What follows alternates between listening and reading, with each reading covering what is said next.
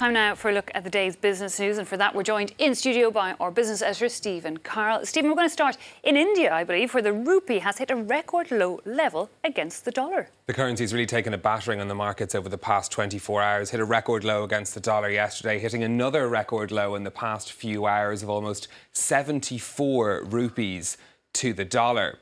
Now, the currency has been squeezed by several factors: the rising cost of imported oil, the strength of the dollar and a general sell-off of emerging market currencies. India's central bank has stepped in to try to prop up the rupee, including measures which will allow state-run oil refineries to borrow more money from abroad. The idea there is that they'll need to use up less of the domestic supply of dollars in India and then hopefully boosting the value of the currency as a result. Well, the rising price of oil has played a major part in that plunge. The international benchmark Brent crude hovering over $86 a barrel in trading today, down slightly on the day, but that's still the highest level we've seen oil prices in 4 years. Market analysts saying as well this price seems pretty steady for now, so that's going to cause more problems for these emerging markets.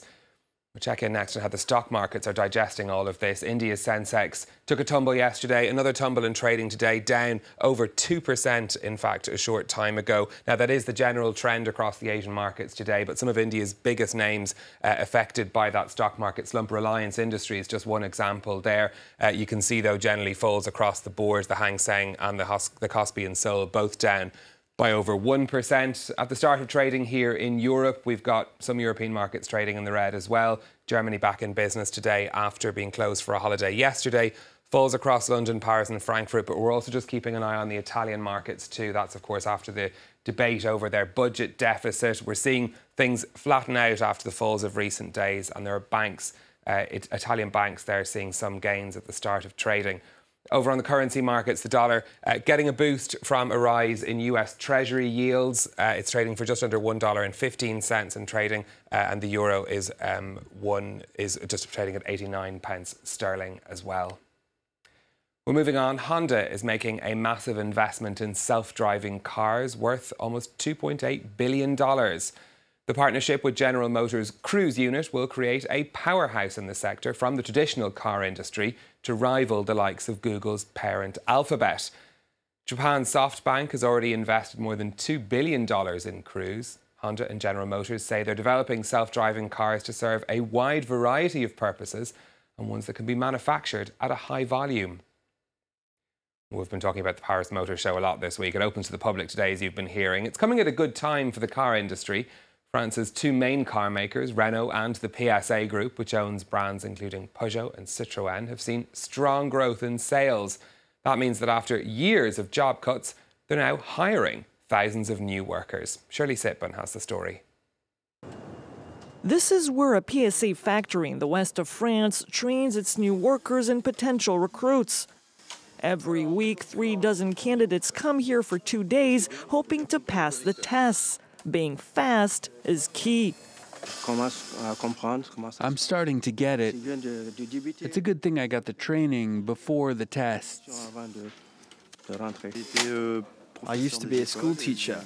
I failed the test several times, but I'm hoping to find the right job. Working at a car factory is the goal for many in the region, where companies have shut down or moved production sites abroad. I've worked in a restaurant, in a daycare centre, in a community centre. This job brings me stability. I'm relieved. 6 years ago, this site was set for shutdown. Peugeot wanted to relocate it to cut production costs. To avert some 3,000 job losses, workers agreed to make efforts on their working conditions. Their salaries were frozen for 3 years. Older workers had to accept early retirement. We've proved that companies can be competitive here, in France, in Brittany. Being competitive also means working faster. You have to be an athlete to do the job now.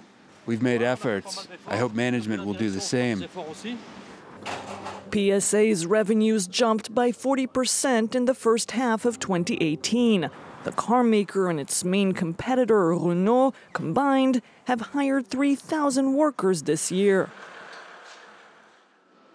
Finally, for me, it appears that some Amazon workers will have to make sacrifices to pay for the company's much-lauded increase of its basic wage. Warehouse workers will lose a stock option and some of their bonuses as part of a plan which will see the minimum wage at Amazon raised to $15 an hour. Currently, warehouse workers are given 2 Amazon shares when they're hired and an additional stock option every year. Now, those shares are worth over $1,900. Amazon workers saying they fear they'll lose out overall under the new pay deal, but the company says that they'll earn significantly more. This is one of those things about, do you want the money now in wages or later in bonuses? Is very differing or both. What's going to end up being better off. OK, Stephen Carroll, thanks a lot for that business update.